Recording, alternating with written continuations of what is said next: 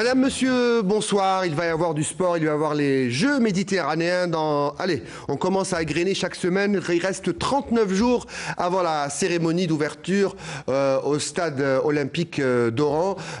Était présent avec nous la semaine dernière le commissaire des 19e Jeux, Aziz Delouez, qui nous avait donné en primeur 2 heures de cérémonie, une cérémonie grandiose. C'était ses mots et 70 minutes, bien sûr, pour la cérémonie de clôture. Plus que 39 jours avant le coup d'envoi de la compétition. Ce soir, on a voulu un peu s'intéresser aux différents athlètes algériens dans les différentes disciplines. 22 sur 23 participations pour les Algériens. Les chances de médailles, les chances réelles.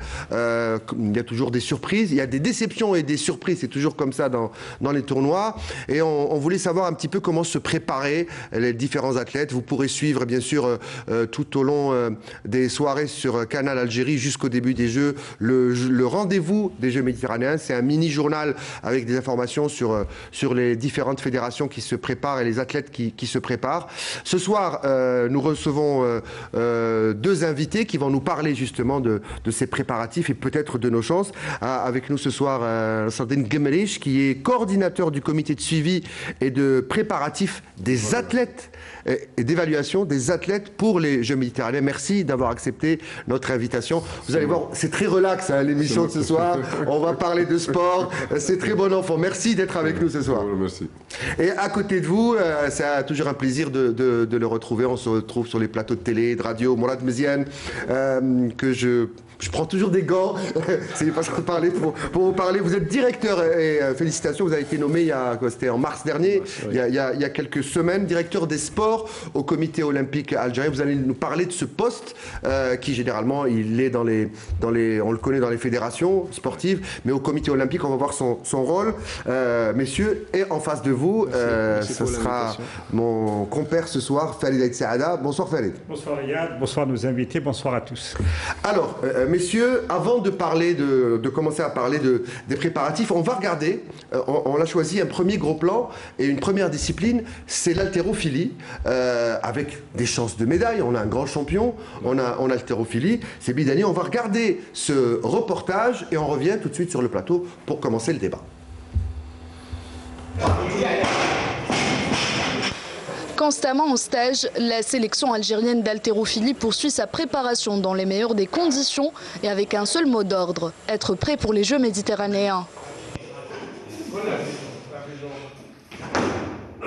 Le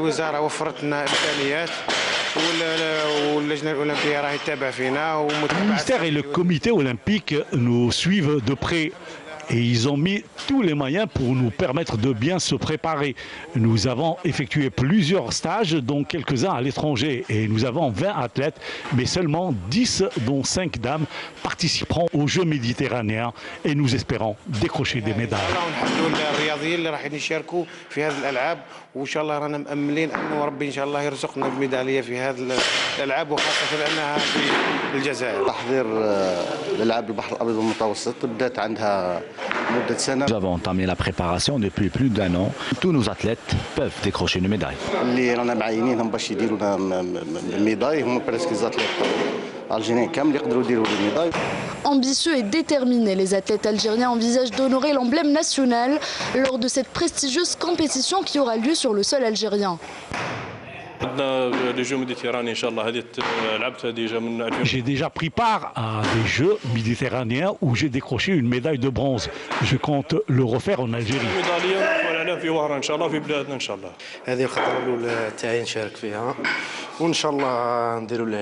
Ça sera une première pour moi. J'espère honorer l'Algérie en Algérie. راكم نشوفوا رانا في تحضيرات العاب بحر ابيض متوسط. هذه اول مشاركه لي في العاب بحر ابيض متوسط. لكن عندي خبره كبيره في المنافسه. Je suis champion du monde, j'ai une certaine expérience dans ce genre de compétition. Ça sera ma première dans les Jeux méditerranéens et je compte remporter une médaille dans mon pays. نكونوا في الموعد ونجيبوا ميداي ان شاء الله لبلادنا نروحوا للبلاد تاعنا لانه حاجه مليحه اللي يجوا هذه في بلادنا. Les 10 haltérophiles dames et messieurs qui prendront part à cet événement international continuent de travailler et donner le meilleur pour être prêts le jour J. Et on chute avec le grand champion, hein, Bidani, parce que lui, c'est une médaille d'or. On va pas lui porter la poisse, parce qu'il a déjà eu trop. C'était une chance de médaille au JO, Bidani. C'est un énorme athlète. On a vu hein, les préparatifs. L'haltérophilie, ce sont de réelles chances de médaille. Tout à fait, oui. L'haltérophilie, au même titre que d'autres disciplines, hein, c'est des athlètes potentiels. Maintenant, il faut assurer une bonne préparation. Une bonne préparation avec un bon suivi. Et pour Bidani, vous me disiez, quand on regardait le reportage, il a une préparation particulière. Où est-ce qu'il se trouve actuellement? Et effectivement, donc, Bidani il a un stage en Turquie, donc à Antalya. Pour l'instant, la Turquie nous porte chance. Hein. Voilà, qui va débuter la semaine prochaine donc, avec ses entraîneurs. Donc c'est la dernière ligne droite. Je crois que toutes les conditions sont mises en place par les différents intervenants, à savoir la fédération, le comité olympique et le ministère, pour mettre les athlètes dans les meilleures conditions pour qu'ils puissent travailler tranquillement et préparer d'une façon donc, très positive ces Jeux. Il la veut cette médaille. Hein. Et bien sûr, d'ailleurs, comme vous venez de le dire, il est passé à côté. Bon, il est tombé malade tout simplement. Il n'avait pas de chance, sinon c'est les chiffres ou les performances qu'il avait fait juste avant les Jeux Olympiques. Il pouvait avoir la médaille. Il était proche de l'or. Hein, mais il pouvait avoir la médaille d'argent assurée. Donc par rapport aux performances, au dernier résultat de sa catégorie, donc il aurait pu décrocher une médaille. Je vais vous donner la parole, Faïd. On parlait de Turquie tout à l'heure. Il y a deux superbes exploits hein, qui sont en train d'être réalisés. Déjà le bronze au championnat du monde à Istanbul, en Turquie, de Ishraq Shaib et Iman Khalif qui vont monter sur le ring demain pour les demi-finales et pour une éventuelle médaille de bronze. D'ailleurs, on va essayer pendant cette émission de joindre le DTS de boxe, Saïd Ibrahim. On va essayer de l'avoir durant l'émission. On espère pouvoir l'avoir pour nous donner en tout cas les dernières infos sur les deux athlètes. Mais c'est déjà un énorme exploit. C'est le vrai championnat du monde amateur de boxe. Bon, vous me donnez l'occasion justement de féliciter nos filles pour cette performance historique. Donc il faut rappeler que cette participation, c'est la première fois que la boxe féminine monte sur le podium donc, mondial. Je rappelle que Iman Khalif et Ishraq Shaib, donc elles ont débuté en 2018 et elles ont eu la chance de prendre part à des compétitions de haut niveau, à partir au niveau continental, arabe, et puis elles ont bénéficié de beaucoup de compétitions. C'est ce qui a fait qu'elles se retrouvent, donc je rappelle aussi qu'elles étaient qualifiées pour les Jeux de Tokyo, et avec une performance de 5e aux Jeux Olympiques de Tokyo pour Iman Khalif. Et donc je pense que c'est une consécration après. Mais c'est bien pour ce sport surtout. Mais oui, c'est magnifique pour la boxe féminine. Personnellement, c'est une satisfaction. On est médaillés, elles sont médaillées mondiales. Bon, on va aussi parler de Fatiha Mansouri et de Roumaïssa Boualem. Elles ont fait le tournoi, mais elles ont été éliminées plus tôt dans le tournoi. Mais être sur un podium mondial de boxe, ça va donner envie aussi aux filles de faire peut-être cette discipline. C'est ça qui est bien. Mais bien sûr, ça va. On va avoir certainement un engouement, parce que avant ces filles déjà, donc au niveau continental, on a eu des championnes au niveau continental et régional et arabe. Donc ça justement, ce qui a motivé Iman Khalif à pratiquer cette discipline, c'était les Jeux Olympiques de Rio. Donc elle a vu les Jeux de Rio à la télévision. Bon, je rappelle que la boxe féminine a été introduite dans les Jeux Olympiques depuis 2012, donc les Jeux de Londres. Donc elle a vu, c'était la première fois qu'elle a vu la boxe donc féminine à travers l'écran, donc à l'occasion des Jeux Olympiques de Rio. C'est à partir de là qu'elle a eu le déclic. Et elle peut encore être champion du monde. Hein. Elle est en liste. Machallah, elle va gagner son combat. Oui, que ce soit pour Iman ou Ishraq, c'est des jeunes boxeuses. Elles ont une marge de progression très importante. Elles pourront 2024, pour les Jeux de Paris, elles pourront créer la surprise, Inch'Allah. Alors, Monsieur Guemelich, on va parler de nos athlètes, d'abord dans toutes les disciplines. Où est-ce qu'ils sont en Algérie et partout dans le globe? Et où est-ce qu'on en est dans les préparations des différentes fédérations? Voilà, mais tout à fait. Au début, il y a eu une création. Il faut savoir que, conformément à la loi, Monsieur le ministre a créé ce qu'on venait de dire, la commission de suivi et d'évaluation des athlètes d'élite. Kalimat al-Haq. Voilà. C'est le téléphone, il n'y a pas de souci, vous pouvez l'éteindre. Voilà, des athlètes de haut niveau pour les grands rendez-vous. Donc c'est pas uniquement, ça concerne pas uniquement les JM. Ça concerne Donc vous êtes le coordinateur. Voilà. Donc il y a un groupe d'enseignants-chercheurs, de spécialistes. D'ailleurs, même le secrétaire général du comité olympique qui est membre, le directeur du CNMS qui est membre avec 2 médecins, et puis un groupe d'enseignants, de professeurs, de docteurs de différentes disciplines qui font partie de cette commission. Elle a été créée par un arrêté ministériel le 3 novembre. Hein. L'émission de cette commission ministérielle, c'est d'accompagner et d'évaluer. Et depuis novembre, bon, vous avez expliqué le rôle et les missions. Oui. Depuis novembre, on sait, hein, parce qu'on ne peut pas parler de préparation, on ne peut pas parler d'objectifs ou de chances de médailles sans dire par quoi les athlètes sont passés depuis la Covid. Ils ont arrêté de s'entraîner. Certains ont peut-être abandonné toute chance de compétition, ceux qui sont les plus âgés. C'est pour ça que les Jeux s'ouvrent plus aux jeunes, les moins de 20 ans ou un peu plus. Où est-ce qu'on en est dans la commission depuis novembre jusqu'à aujourd'hui?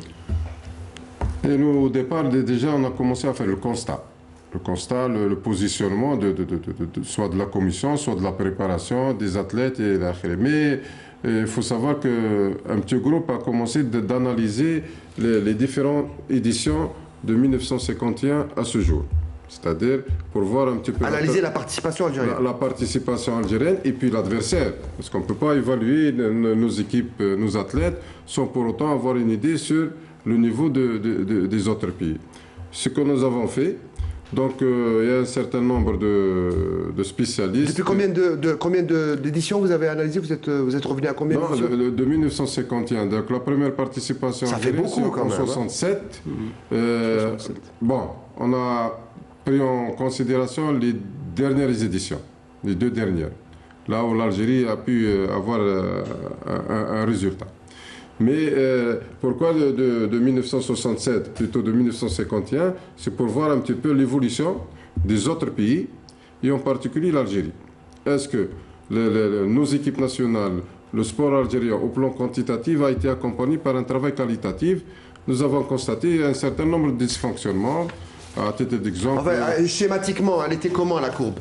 Bon, la courbe, elle n'était pas constante. C'est-à-dire, pratiquement, il y a eu une rivalité entre les pays tels que l'Égypte, le Maroc, la Tunisie. Mais l'Algérie, au plan quantitatif, nous avons toujours participé avec un grand nombre d'athlètes. Une grande délégation. Et ce qui a apporté un petit peu préjudice. Préjudice, c'est-à-dire on a l'absence de classification des disciplines sportives et permettre à tout le monde de participer, et c'est là l'erreur. C'est-à-dire qu'il faut aller en petit nombre, mais assurer le plus de médailles. Non, pas le petit nombre, c'est-à-dire celui qui a la possibilité ou bien avoir le niveau méditerranéen. Voilà. Au niveau de la commission, on a classé, on a transmis à Monsieur le ministre, et puis lors de la dernière réunion, on lui a donné un constat, une classification d'un certain nombre de disciplines pour participer aux Jeux méditerranéens, aux Jeux olympiques. Ce n'est pas tout le monde qui a le droit de participer. C'est seul celui qui a la possibilité d'avoir un résultat. Les Jeux olympiques, les derniers Jeux olympiques... C'est un peu comme des minima, quoi. Un peu. Les Jeux olympiques, on a eu 0 médaille. Nous, on peut déterminer un petit peu quelle est la discipline qui peut avoir un résultat. La médaille, on peut anticiper. On peut la prévoir. Ah oui, on peut anticiper. Nous avons un certain nombre de critères, de données qui peuvent. Mais malheureusement, au niveau des fédérations, quand on leur pose la question, quelle est la possibilité ou le pronostic, personne ne maîtrise. Et tout le monde est optimiste. Tout le monde dit qu'on peut avoir l'autre médaille. Non, non, mais... Qu'est-ce que vous voulez dire par personne ne maîtrise? Et parce que... Il y a peu de scientifiques au niveau des fédérations? Mais c'est le cas. C'est le cas. Les statuts actuels ne permettent pas aux compétences d'exister au niveau des fédérations. C'est une vérité, il faut la reconnaître. Maintenant, à charge au ministère de modifier les statuts et mettre un petit peu des critères pour permettre aux compétences d'encadrer et de gérer toutes les disciplines. C'est grâce au statut, grâce aux règlements généraux. C'est la seule possibilité pour déterminer un petit peu, pour avoir une possibilité de prendre en charge sérieusement le mouvement sportif national. On va poursuivre, M. Gamlich. Après avoir évalué les différentes éditions, vous avez certainement dû noter les meilleures participations algériennes. D'ailleurs, je vais vous la poser la question. Quelle était historiquement la meilleure participation algérienne à des Jeux méditerranéens? Non, Tarragone, il y a aussi les derniers Jeux, j'ai oublié celle de l'Italie, là. Pescara. Mais il n'y a pas une stabilité dans c'est-à-dire quand on détermine les athlètes qui ont participé à ce n'est pas les mêmes athlètes qu'on les retrouve. Et ça, c'est une déperdition d'athlètes, c'est des athlètes. Voilà, s'il y a des déperditions, et les causes des déperditions sont connues. Alors, il faut, vous avez bien dit la dernière fois, quand on veut planifier, il faut planifier au minimum un plan carrière. C'est l'exigence méthodologique. Il faut avoir un plan carrière, chose qui est absente au niveau des fédérations. Maintenant, à travers le ministère, on a exigé à ce que toutes les fédérations puissent remettre un plan carrière. Mais monsieur Gamlich, là, on parle des Jeux, donc il ne reste pas beaucoup de temps, il reste 39 jours. Je vais me retourner vers vous, moi, Mézienne. On a parlé tout à l'heure de toutes les péripéties qu'ont vécu les athlètes. Certains ont misé sur les Jeux. Par dépit, pour avoir discuté avec certains athlètes, certains ont dit, bon, c'est fichu, je ferai l'impasse sur les Jeux Olympiques et je me fixe sur les JM pour rebondir pour les Jeux de Paris. Est-ce que c'est une réflexion ou on parlait de méthodologie assez logique pour se projeter sur les grandes échéances? Oui, effectivement. Donc c'est pour moi, les Jeux méditerranéens, bon, c'est une échéance régionale qui regroupe quand même 26 pays du bassin méditerranéen, qui quand même le niveau sportif est d'un niveau mondial et olympique pour certaines disciplines, donc surtout dans les sports. On va en parler de ça. Par discipline, certains niveaux sont mondiaux, d'autres un peu plus... Exactement. Donc bon, pour ce qui est de la participation algérienne donc, aux différentes éditions, je pense qu'il faut que ça obéit pas... Il faut qu'on voit ça discipline par discipline. Si on prend les sports collectifs individuels... Allez-y, on va essayer de prendre des disciplines traditionnellement pourvoyeuses de médailles. Je pense au judo, à la boxe, à l'athlétisme, des disciplines comme ça. Voilà, des disciplines comme ça. Bon, je dirais que la prépa, il faut voir... si on prend par exemple l'exemple de la boxe, la préparation défi, c'est une préparation qui a été juste après les Jeux Olympiques. Donc les fédérations, la plupart, ils ont commencé leur préparation et avaient le soutien du ministère à travers un fonds spécial dédié justement aux Jeux méditerranéens qui a été octroyé aux fédérations depuis pratiquement 2019. Je rappelle que les Jeux étaient prévus pour 2019. Ils ont été reportés d'une année pour cause de Covid. Reportés pour cause de Covid, justement pour essayer de rattraper le retard, et je pense que si on prend au cas par cas, certaines fédérations ont pu Puisque vous parlez de ça, après je vous laisse continuer, est-ce que ce report qui a été décidé par le CIGM à l'époque, d'une année, comme c'était juste après le report des Jeux Olympiques, est-ce que pour vous, en plus des raisons du Covid, bien évidemment, qui bloquait tout, est-ce que c'était un ouf de soulagement pour certains athlètes aussi qui se disaient on a encore un an pour se préparer? Effectivement, donc pour les athlètes qui sortaient des Jeux Olympiques déjà, là, c'est une chance donc, pour essayer de rattraper le retard. Il y a des fédérations où ils ont engagé des jeunes athlètes justement pour préparer déjà les Jeux Olympiques de 2024. Donc cette compétition, c'est une aubaine pour ces athlètes pour se confronter à un niveau quand même, disons, qui se rapproche du niveau mondial. Donc, d'une façon, ils vont essayer de mettre dans le bain ces jeunes et bien sûr avec les cadres qui vont essayer d'assurer des médailles. Comme ça, ils vont retrouver ces athlètes pour 2024 et 2028. En fait, Khalid ? Oui, non. En ce qui concerne ce retard pris dans la préparation, on peut le voir. C'est comme le verre, est-ce qu'il est à moitié plein ou à moitié vide. Oui. En prenant l'exemple des Jeux Olympiques de Tokyo, il y a des athlètes à qui ça n'a pas plu que les Jeux soient reportés d'une année, parce qu'ils ont fait une préparation sur 4 années pour arriver à point en 2020. C'était la date prévue pour les Jeux Olympiques et ça a faussé la calcul et c'est comme ça qu'ils ont expliqué leur échec. Est-ce que pour les Jeux militaires, c'est la même chose? C'est-à-dire qu'il y a des gens qui sont préparés pour 2021 et ça les embête de tomber sur 2022. Mais justement, donc ça a faussé, c'est vrai, ça a faussé leur préparation, déjà l'arrêt.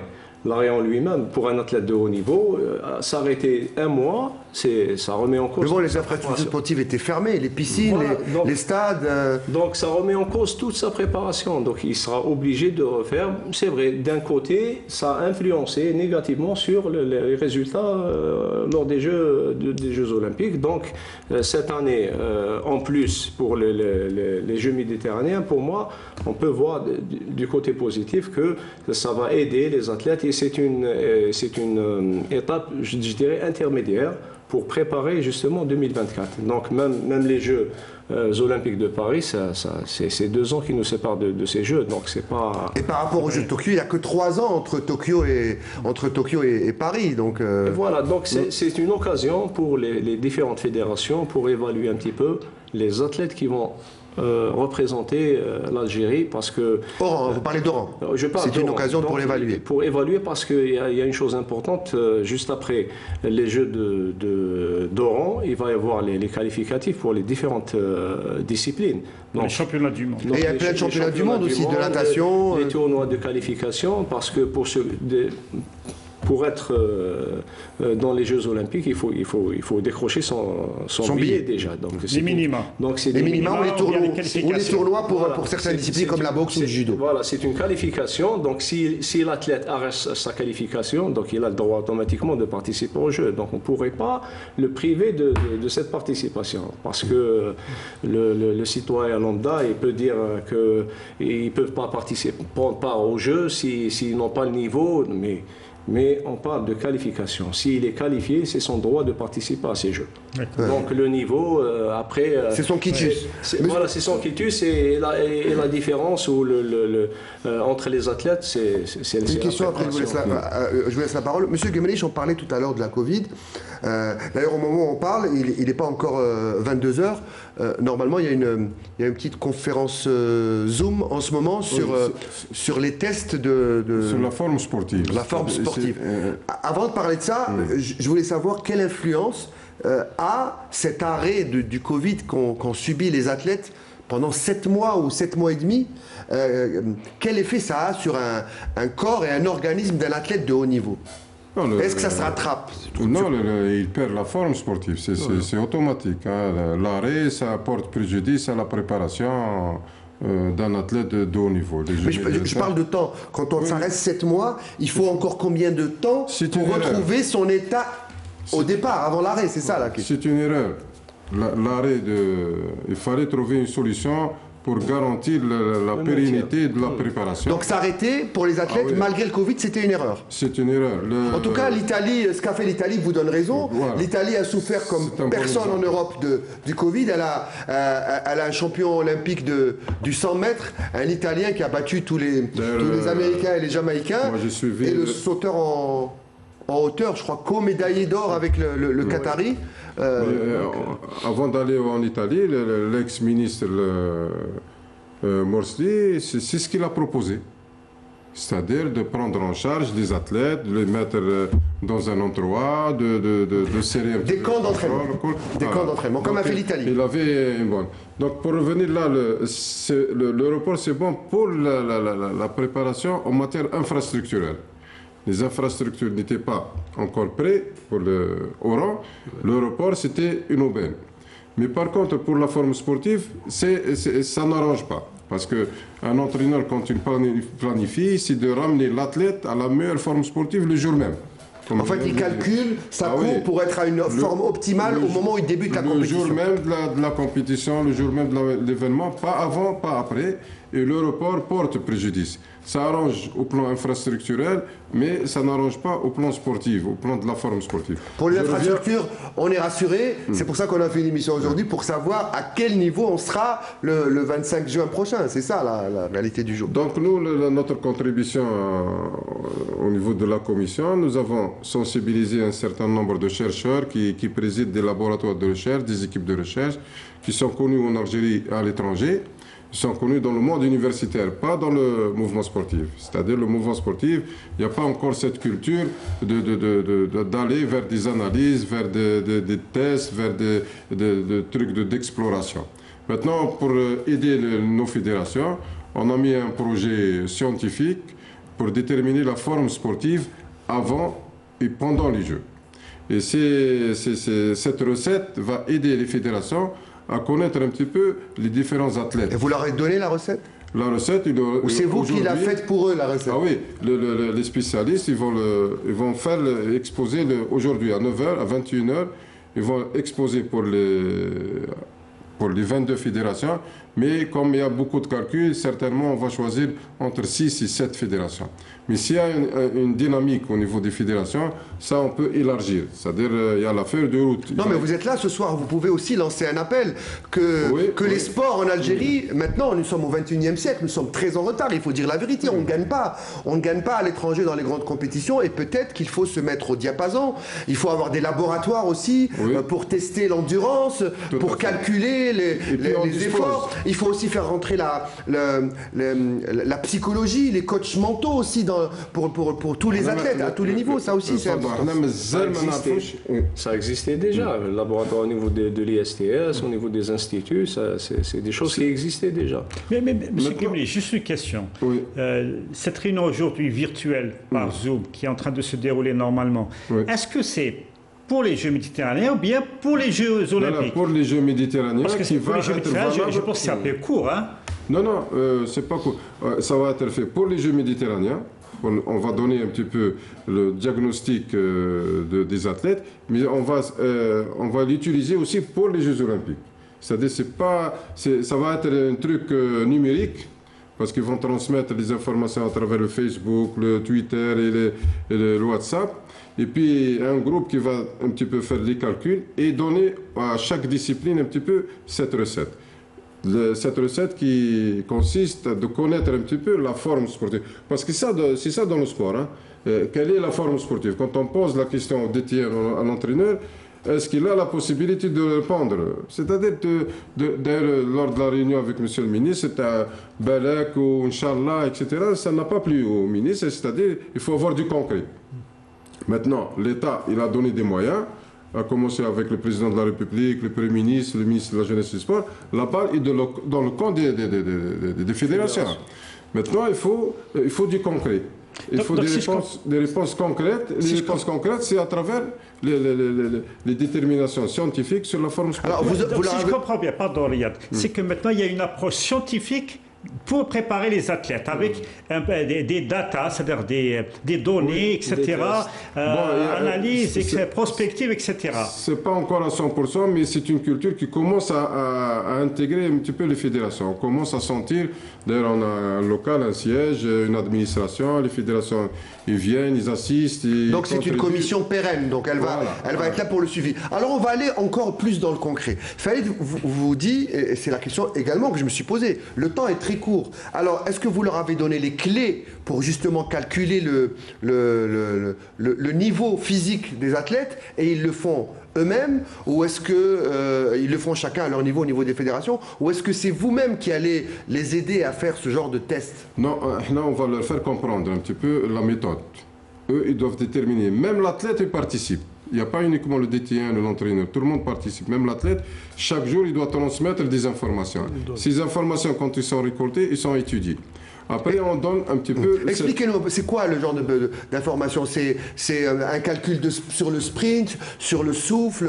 Surtout, toutes les informations à partir du réveil jusqu'au soir, durant les entraînements, durant les compétitions, c'est des informations qui sont transmises au laboratoire, au groupe de chercheurs. Et à ce moment, ils vont leur donner un petit peu c'est un truc numérique, ce genre de plateforme, qui va servir. Après, les 6 fédérations, une fois que la nouveauté, c'est qu'il va y avoir des articles qui vont être publiés dans des revues reconnues au niveau national et international. C'est-à-dire chaque fédération va utiliser les connaissances pour les publier dans des revues au niveau de, je sais pas, on prend l'exemple du basket, de la boxe, on peut publier dans la Fédération internationale de boxe. Donc ça va permettre à l'Algérie d'exister au plan scientifique au niveau de la bibliographie. Et puis à la fin du jeu, il y a la possibilité d'éditer un livre. Un livre sur pourquoi un livre, pourquoi des articles? C'est-à-dire les différents jeux, on constate que les banques de données n'existent pas. Chaque événement, quand on veut faire un constat, on ne trouve pas des chiffres. Cette fois-ci, on va essayer, à travers les collègues, vous voulez quantifier les performances après compétition et les archiver. Et de créer une banque de données qui va servir pour les autres jeux, pour les Jeux Olympiques, éventuellement. Ça servir de référence pour la préparation pour les Jeux islamiques. Maintenant, aujourd'hui, si on pose la question à toutes les disciplines, quel est le niveau du sport algérien? Personne ne peut te répondre par des chiffres et des données réelles. يقدر يجاوبك ويقول لك لاباس سافا dans la bonne voie الى اخره, mais jamais par des chiffres et des données réelles. حنا درك cette fois-ci قلنا il y a de l'argent, il y a de la mobilisation de l'État, autant que les techniciens, les spécialistes s'imprègnent. Maintenant, c'est une nouvelle culture. Les fédérations commencent à épouser le travail de la commission. Le ministère, il a donné tous les moyens. C'est-à-dire, je tiens à féliciter M. le ministre, et puis la collaboration du comité olympique, M. Hamed, qui ont aidé la fédération en matière de transport, en matière matérielle, en matière de logistique et d'accueil. Donc c'est grâce à cette contribution qu'on a pu mettre un petit peu un programme ambitieux. Voilà, c'est acquis, en tout cas on l'espère, c'est-à-dire une nouvelle culture d'avoir des données sur lesquelles on peut s'appuyer pour s'améliorer lors des autres éditions. Ça me permet de vous parler du comité olympique, c'est également le rôle qu'apporte le comité olympique à la préparation des athlètes. Quel est le rôle et quelle est votre mission à vous, Mourad Mezien? Bon, ce qui concerne la mission du directeur des sports au niveau du comité olympique, c'est un petit peu un travail de coordination avec les DT1 des fédérations. Ça en externe, en interne, on essaie de mettre en place ou de réaliser les programmes des différentes commissions qui existent au niveau du comité olympique, les commissions qui activent et qui sont présidées par les membres du bureau exécutif. Donc, pour ce qui est de l'apport du comité olympique direct pour les athlètes, c'est un soutien logistique aux fédérations et aux athlètes à travers l'octroi de bourses. Donc, il y a des bourses du comité international olympique, dont le CIO, il y a des bourses de l'ACNOA au niveau continental, et il y a des bourses qui sont octroyées sur les fonds propres du comité olympique algérien. Donc d'ailleurs, je tiens à rappeler que pour ce mandat ou ce cycle olympique, il y a eu 7 athlètes qui ont bénéficié de bourses olympiques en athlétisme, en lutte, en boxe, en lutte et en cyclisme, donc de natation.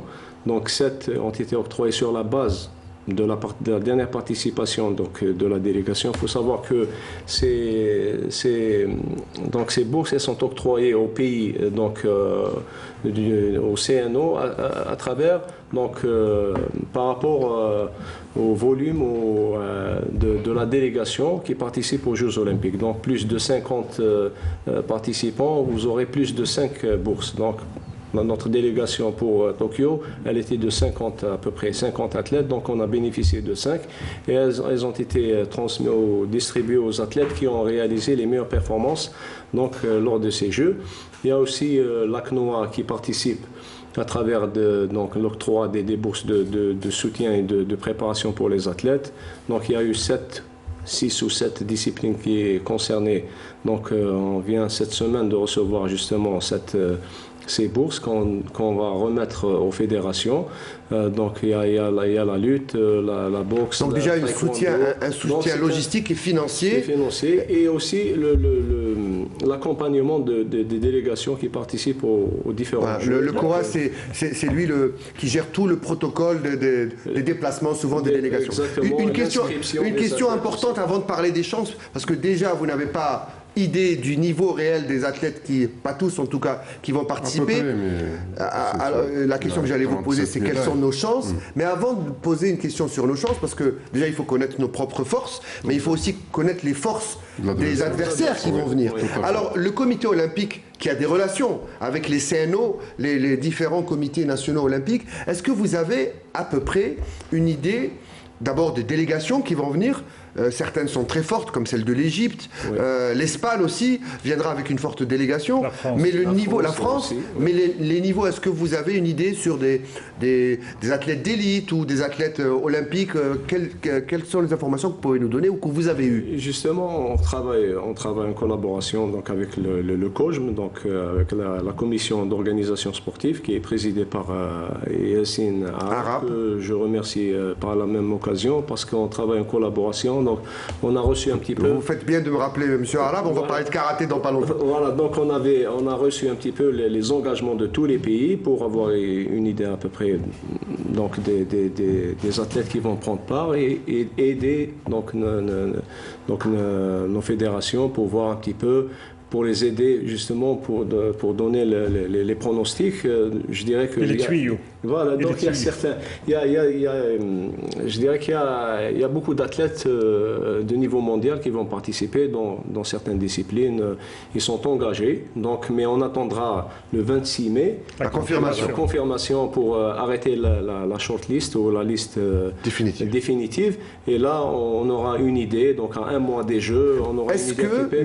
Est-ce que, messieurs, une fois qu'on connaîtra les différents participants, dans les différentes disciplines, que ce soit, même quand on dit athlétisme, ça dépend, soit c'est le 1500 mètres, soit c'est la hauteur, soit c'est le 3000 steeple, peu importe, ou alors le handball, ou on ne sait pas, par exemple, c'est l'équipe nationale A de handball qui va jouer le tournoi de handball, je prends un exemple, hein, comme ça. Si par exemple des équipes comme la Tunisie ou l'Égypte viennent avec leur équipe d'élite, on peut déjà faire un pronostic de départ. Exact. Si c'est les espoirs, etc., tout change. Donc il faudrait peut-être attendre pour donner un chiffre approximatif de prévision de chances de médaille. Non, ça, comme je l'ai dit, d'ici le 26, on aura une idée un peu plus claire. Et d'ici, pour les sports collectifs, parce qu'ils vont avoir le tirage au sort, le coach m'a organisé une cérémonie solennelle le 30 donc mai pour réaliser justement les tirages au sort des différents sports collectifs, le basket, le football, le volleyball et le basket et le handball. Donc c'est une cérémonie qui va justement une fois le tirage au sort fait, on va avoir une idée un petit peu dans quel groupe nos équipes et pourront ainsi donc donner le pronostic définitif. Contrairement aux autres disciplines, les sports individuels, donc le tirage au sort se fera donc la veille des compétitions. Donc si je vous dis, vous me donnez un pronostic de médaille d'or, c'est impossible ce soir. Pronostic, bon, c'est pas à nous de donner, donc je ne sais pas avec M. Guemet. J'ai pas dit des objectifs, j'ai dit des pronostics. On peut tous faire des estimations. Les fédérations, d'une manière générale, il y a 37 médailles. ce qui peut aller jusqu'à 40 médailles. Et les médailles 40 médailles en général. Voilà, 40 médailles en général sur 1500 médailles. Parce mise en jeu. Mise en jeu, ouais. 1700 médailles. Donc, les médailles d'or, ça peut aller entre 7 et 10 médailles d'or. Ça, c'est des pronostics suite Le record, c'est 16, je crois. 16 médailles d'or, 18 médailles d'or. Dans les Jeux méditerranéens, pour l'Algérie. C'est 9 médailles d'or. 9 médailles d'or. On a réalisé à 3 reprises Athènes, Tunis, Almeria. Donc, c'est les meilleures participations en termes de médailles d'or. Hein. Donc si on atteint les 10, c'est que déjà ce sera la meilleure participation algérienne. Mais pour la performance nécessite des conditions de performance, hein, parce qu'on ne peut pas obliger les fédérations à atteindre des objectifs, améliorer par exemple les anciens résultats, s'il n'y a pas les conditions favorables de la performance. Hein. Qu'est-ce que vous appelez conditions favorables? Les conditions, parce que nous on a déjà visité l'ensemble des infrastructures, des centres de regroupement. Et nous avons fait un état des lieux, des rapports. Nous avons des infrastructures de qualité, mais c'est un problème de gouvernance. Il y a un problème de gouvernance. Un athlète... La piste d'athlétisme, il paraît que c'est une piste magnifique où on peut battre des records. La piscine, la nouvelle piscine olympique aussi, le bassin est... Non, je crois que M. Gemil, je vous parle des centres de préparation. C'est pas les infrastructures. Ah, moi je parlais des infrastructures pour la performance le jour J. Par exemple, tu as Sweden, tu as Fouk, tu as... Ah, d'accord. Et bon, monsieur le ministre, il a pris en charge le dossier parce qu'il y a, par le passé, c'est un héritage, hein, c'est un héritage douloureux, mais au plan de la gouvernance, il y a un problème. Tu vois, tu as Sudanien, plutôt tu as Schlef, il est rattaché à Sudanien. C'est-à-dire, si tu veux changer une lampe à Schlef, tu es obligé de venir le Sudanien. Et c'est le même cas, tu as Steve Mabiskra. Donc, ça pose problème. Il y a par exemple pour la récupération. Mais ça, c'est des réflexions qu'on sait depuis longtemps. Il faut que les choses changent. Comme vous parlez tout à l'heure d'insuffler un vent scientifique dans la gestion de préparation au niveau des fédérations. Ça aussi, c'est un acquis, c'est un héritage, mais qu'il faut larguer, il faut lâcher, il faut changer la méthode de gestion. Parce qu'on a tout dans le pays, on a des centres de préparation magnifiques, partout. Déjà, Oran, ça va être un héritage magnifique en termes de sites. Monsieur le ministre, il vient de visiter le centre le Krebs de Serradi. C'est une merveille. Il y a cette semaine, il a rendu visite au Dishnouta, le Krebs de Schlef, c'est un bijou. Maintenant, pour les autres centres, il y a un problème de gouvernance et de statut qu'il faut changer. Cet héritage que vient de subir, prendre en charge l'actuel ministre, pose problème pour la bonne marche, la bonne gestion des équipes nationales. On a compris, donc c'est des choses qui doivent changer. On va juste avancer parce que le temps passe. On a juste 1 heure, hein, vous savez, Monsieur Gemich. Alors on va regarder, on a vu tout à l'heure les haltérophiles, on va voir les karatékas. Malheureusement, ils ne seront pas au jeu parce qu'ils étaient à Tokyo. Le karaté était à Tokyo. Il ne sera pas à Paris, mais il sera à Oran et on va regarder nos athlètes qui se préparent pour ces Jeux méditerranéens qui commencent dans 39 jours. C'est les dernières consignes du coach égyptien Mohamed Abdelrajal pour les athlètes de l'équipe nationale de karaté en pleine préparation des Jeux méditerranéens Oran 2022.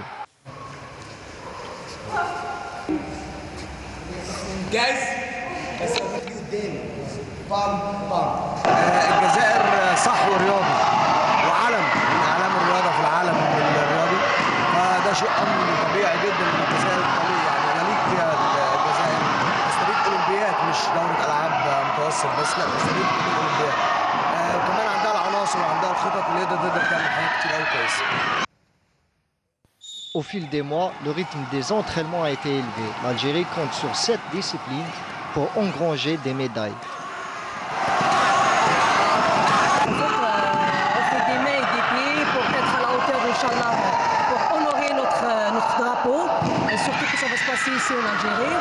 Et on va faire de notre mieux, Inch'Allah, pour avoir des médailles, Inch'Allah. De leur côté, les éléments du coach Ahmed Abdelrajal lancent une course contre la montre pour donner le meilleur dans cette préparation et honorer le drapeau national.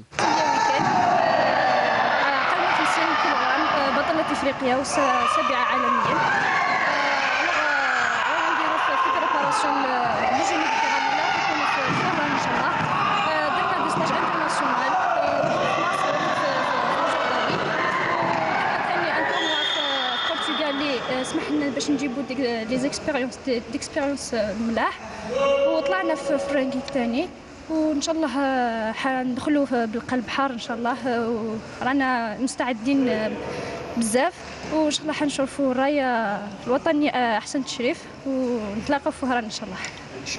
L'école supérieure en sciences et technologies du sport a mis toutes les conditions nécessaires pour le bon déroulement de ce stage.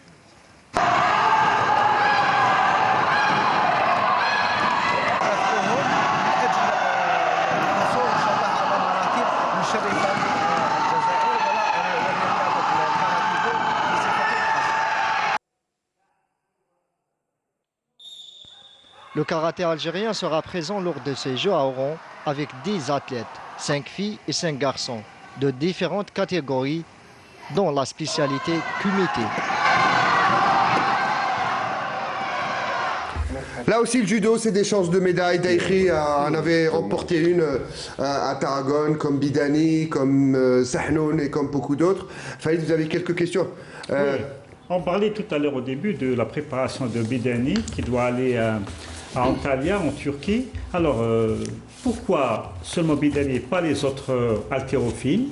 Et est-ce que c'est pertinent d'aller se préparer même à l'étranger s'il n'y a pas de compétition en bout? Parce que la vraie préparation, c'est la compétition. Oui, c'est vrai, c'est la compétition pour des sports de confrontation. Ça, je suis d'accord avec vous. Comme le judo, la boxe, ça, c'est des sports de la lutte. Oui. Mais pour un sport de... Haltérophilie, c'est soulever de la fonte. Un sport d'athlétisme, de chrono, technique. Donc, il peut, son sparring, c'est la barre, donc c'est les charges. Donc, il peut facilement... En Turquie, il y a beaucoup les Turcs qui sont renommés en haltérophilie. Il y a des champions olympiques, des champions du monde. Les centres de préparation de très haut niveau. Donc, il a l'habitude déjà de se préparer. D'ailleurs, le dernier stage qu'il a effectué avant Tokyo, c'était en Turquie. Donc, c'est le choix de la fédération et de l'athlète avec le soutien du comité olympique parce que Bidani bénéficie d'une bourse olympique. D'accord. Voilà. Alors, en ce qui concerne les chances de médaille, est-ce que l'évaluation qui a été faite, est-ce que c'est par rapport aux performances des athlètes sur le plan international ou bien il y a aussi le fait qu'il y a certains athlètes, même s'ils sont d'un niveau inférieur, mais le fait d'évoluer en Algérie peut les stimuler et les laisser vraiment se surpasser. Est-ce que ce facteur a été pris en considération dans les estimations? Certainement. Donc, les estimations, c'est les fédérations qui ont fait ces estimations, donc auprès de la commission de suivi de nos athlètes de haut niveau. Mais je dirais que pour certaines disciplines, on peut se prononcer si on voit par exemple le niveau au niveau international. Par exemple, si on prend l'exemple des filles boxeuses, je dirais que personnellement qu'elle pourrait réaliser des médailles lors des Jeux méditerranéens parce que déjà on a vu le niveau des boxeurs du bassin méditerranéen, c'est les mêmes boxeuses qui participent au championnat du monde, c'est les mêmes boxeuses qui vont venir aux Jeux méditerranéens. Donc la plupart de ces boxeuses, donc le staff, et ils ont un aperçu et nos athlètes, elles ont surpassé quelques athlètes, donc surclassés, pardon. Et je pense qu'ils connaissent leurs adversaires du bassin méditerranéen. Je pense qu'ils pourront réaliser des performances, mais pour les autres disciplines, je ne peux pas m'annoncer, donc parce que je n'ai pas vu leurs adversaires. Ça, c'est les prérogatives des techniciens au niveau des fédérations qui peuvent se prononcer sur ce... Alors, M. Kiblich, vous avez soulevé un problème très important tout à l'heure, la gouvernance en ce qui concerne les centres de préparation. C'est dommage qu'un centre de préparation comme celui de Suidania, censé être centre de préparation olympique, soit un peu délaissé sur le plan de la gouvernance. Moi, j'ai toujours en tête un exemple, c'est le centre de préparation de Khmis Miliana.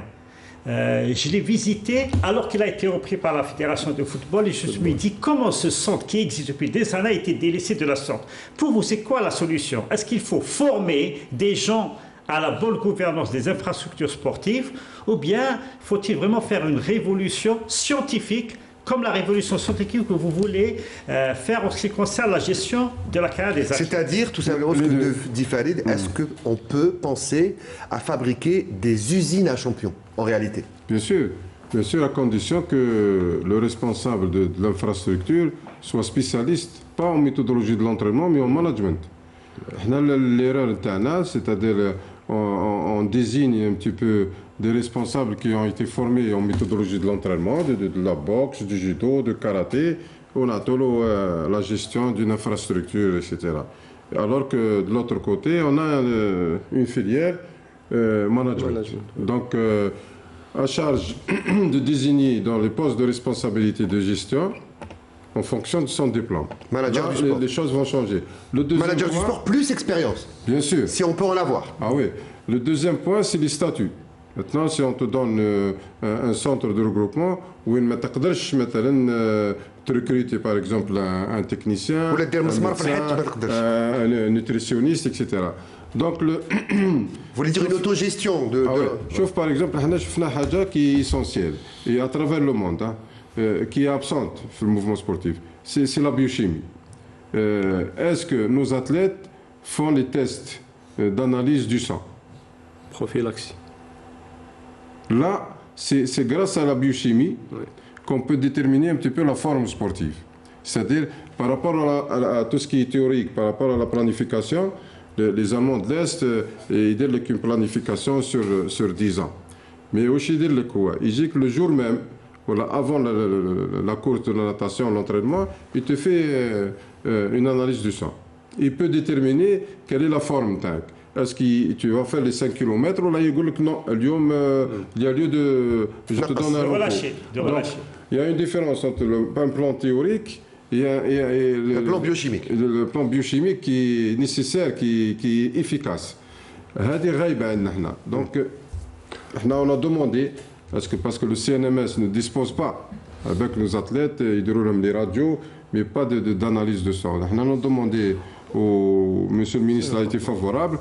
Pourquoi pas ne pas faire un partenariat avec Sonatrach ou bien le ministère de la Santé. Pour un laboratoire qui fait des analyses. Ah oui, des analyses pour l'ensemble des athlètes et pas périodiques, mais durant toute la phase de préparation. On a compris, M. Gamani, changement de statut, bien sûr, changement de dirigeant ou de manager de ces centres de préparation, on l'a compris. Et ça, c'est bien aussi que cette émission qui parle des résultats des JM, vous nous apportez aussi votre expertise sur la façon d'aborder le futur pour la préparation des sportifs. C'est bien à chaque fois de se dire on aurait dû, on n'a pas eu de médaille, on n'a pas préparé, etc. Mais c'est bien aussi d'avoir une vision sur le long terme. Dernière question, parce que le temps est pratiquement terminé, 52 minutes déjà on y est arrivé. Et oui, ça passe vite, à la télé, on ne s'en rend pas compte. Les jeunes, parce on a parlé maintenant des athlètes chevronnés qui ont des chances de médaille, mais les jeunes qui vont arriver, qui vont faire leur première grande compétition, quels sont ces jeunes qu'est-ce qu'on peut attendre d'eux dans cette compétition et qu'est-ce qu'elle peut leur apporter, cette compétition? Mourad et ensuite déjà, bon, c'est une aubaine, donc une compétition pareille pour mettre dans le bain des jeunes. Donc ils vont certainement avoir des chances plus tard. Donc déjà se confronter avec des athlètes de très haut niveau. Comme ça, ils vont s'auto-évaluer, comme j'ai dit, même les staffs, ils vont les évaluer pour essayer de les orienter justement pour les prochaines échéances, à savoir les championnats du monde ou les Jeux olympiques. Donc, parce que c'est le bassin méditerranéen, il dispose en son sein des champions du monde et des champions olympiques. Donc, c'est une occasion pour nos jeunes d'essayer d'avoir une confrontation de qualité pour les préparer pour les échéances à venir de niveau olympique, Inch'Allah. Monsieur Gamenich, le mot de la fin, les athlètes algériens, ils seront là? Non, les athlètes algériens sont là, mais quand on parle d'espoir, etc., il y a l'investissement au plan économique. C'est-à-dire on doit investir sur un jeune de 18 ans, de 16 ans, de 17 ans, Il y a même des athlètes qui ont 16, 17 ans. Dans le football, ils ont 17 ans, 16 ans. Des athlètes qui ont, par exemple, l'âge... U18.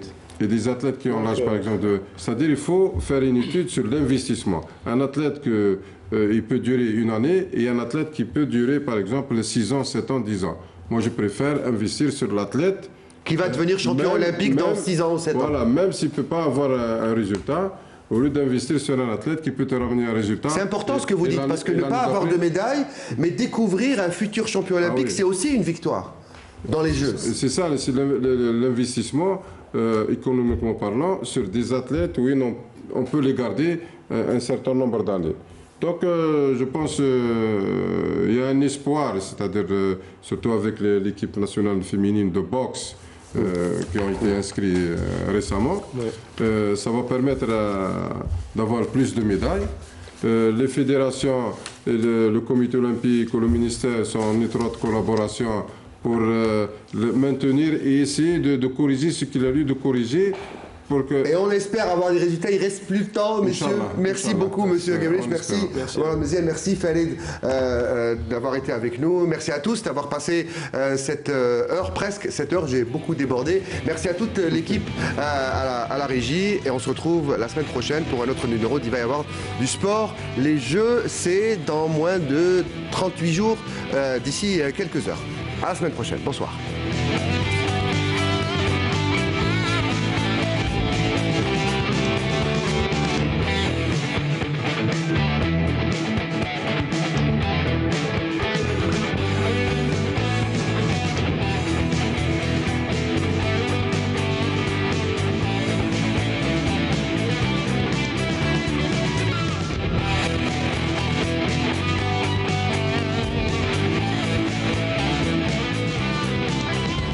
البرنامج برعاية موبيليس.